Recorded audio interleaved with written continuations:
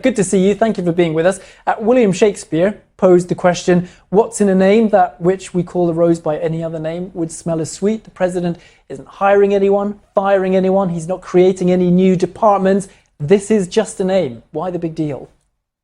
Wow, that's a real good question that I've been looking up and down to find an answer. And the only thing that makes any sense at all is just because President Trump is all about branding, and he thinks that sounds tougher. And I think that he wants to go down that path only because it makes him feel better. And he imagines that it makes him look tougher abroad, that it will somehow send a signal to our adversaries that we mean business. It will reassure our allies, all these things he said recently.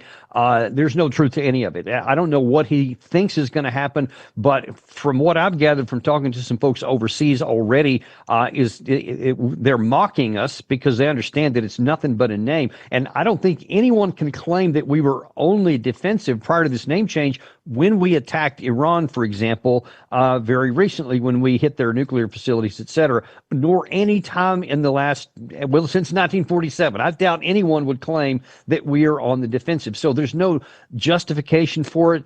It's not going to have any practical impact at all, but it will have, I think, some negative feedback because now that you've changed, if the signal has been sent, it's that, hey, we're looking to go on the offense more than we have. And that could cause others around the world to say, America is a bigger threat than they may have been before, and it could cause people to start taking more potential action or prepared for action against us, and that's not good, and that's not anything that's going to help our country out. I think this is going to end up being a bad thing. But the president would say that idea of America being a bigger threat is a good thing. That is the point. We've seen these huge military parades in China. We've seen military activity by Russia, China, North Korea, Iran.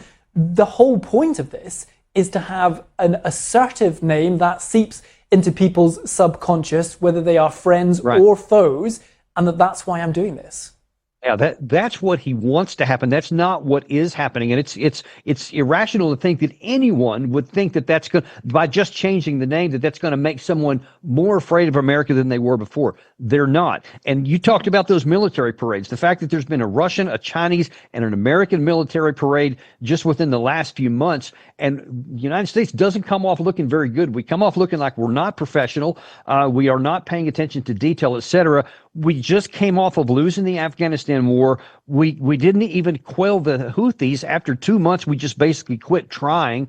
I mean, America has not won any conflicts for a long time, and it's not because of the name of the department that oversees it. It's much deeper than that, and this may mask over, make some people think that just changing the name will somehow make us more capable, and it's not. There is a lot bigger things that need to happen to make us more capable, and we want not to be feared. We want to be respected. Because if you're feared for the wrong reasons, that can cause people to want to do something against you, as opposed to be a deterrent for them. And right now, I'm just being honest, there's not a lot of deterrent from the United States military. For the department's name to officially, properly be changed, this does need to go through Congress. Mr. Trump says he is going to pursue that.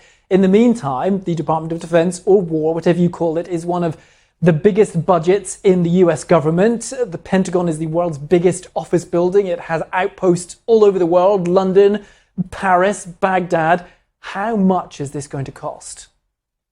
Well, I mean, you see that the latest price tag is somewhere around $1 trillion. And I think that the return on investment is not that great when we see both the Russian and the Chinese military substantially expanding in their capacity and in their technological capabilities. And they are spending hundreds of billions of dollars per year less, and they're getting a lot more for their money. And that's just that doesn't reflect well on us. And again, the name change kind of masks some of that to some people in the United States, but it doesn't mask the reality to our adversaries.